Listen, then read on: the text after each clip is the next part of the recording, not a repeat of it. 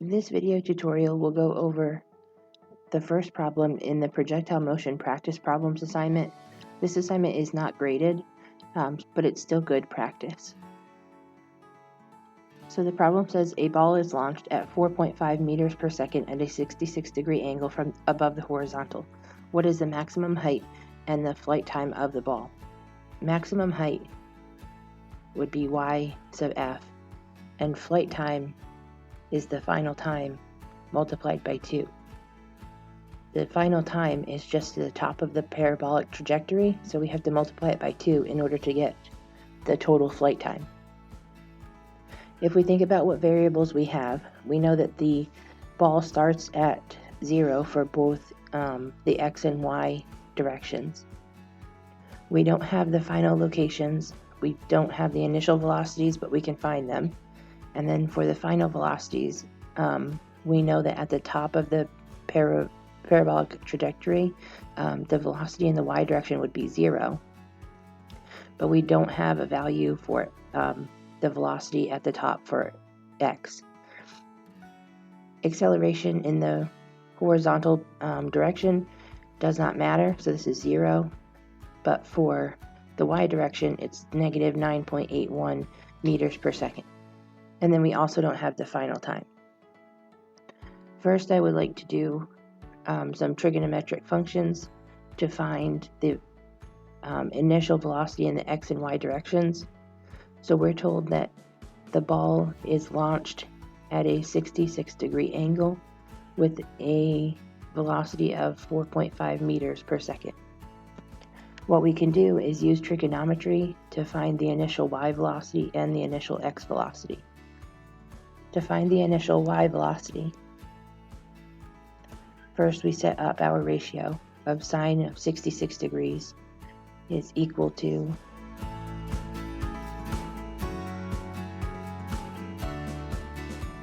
the velocity in the y direction divided by 4.5 meters per second.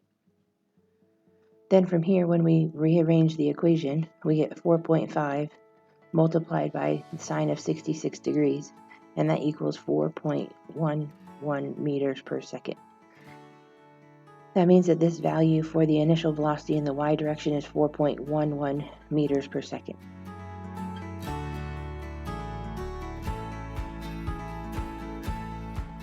If we use the cosine function, this will give us the velocity in the x direction.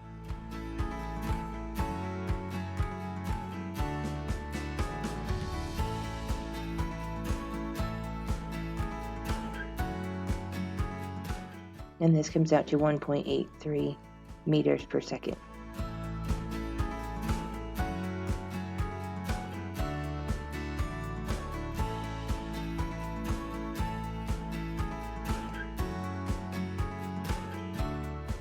So now we're looking for maximum height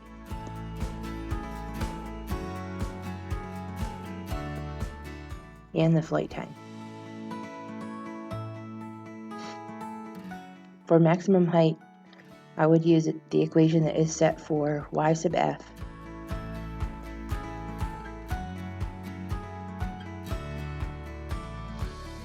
I'm also using this one because it has acceleration in there. If I subtract y sub I, or the initial y location, from the final location, that's going to essentially give me the change in f, which this is the same thing as y final. So even though I've divided it, even though if I've subtracted it here, it essentially ends up being y sub f. And then I just plug in every value that I now know. I don't have t yet.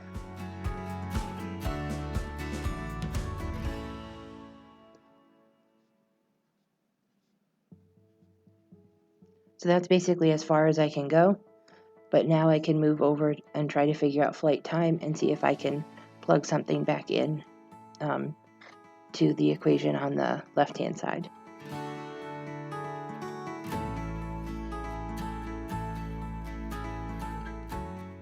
So now for flight time, I have some velocities that I can work with. So I have the final velocity in the y direction, and I have the initial velocity as well because I calculated it. So the final velocity in the y direction was 0.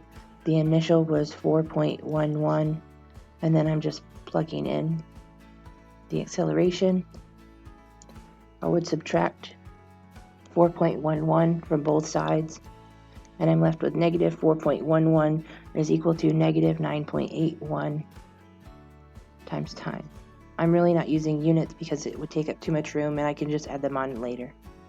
So then I divide both sides by negative 9.81, and I find that the final time is equal to 0.42 seconds. However, this is only half the trip. So if I want total time, I have to multiply it by 2.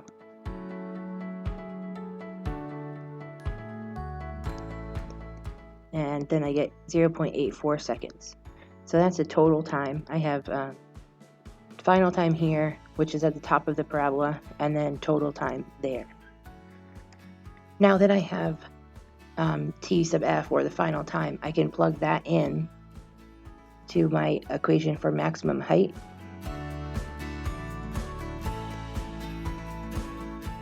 And then,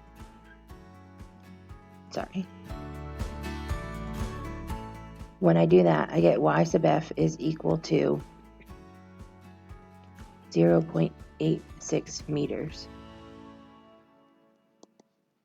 We'll write that a little better. Now I should make sure that I've solved for everything that I need. I needed y sub f, which is 0.86 meters, and I needed flight time, which is 0.84 seconds. So that's all of the first problem. After today's additional practice time, I'll post a video for problems 2 and 3.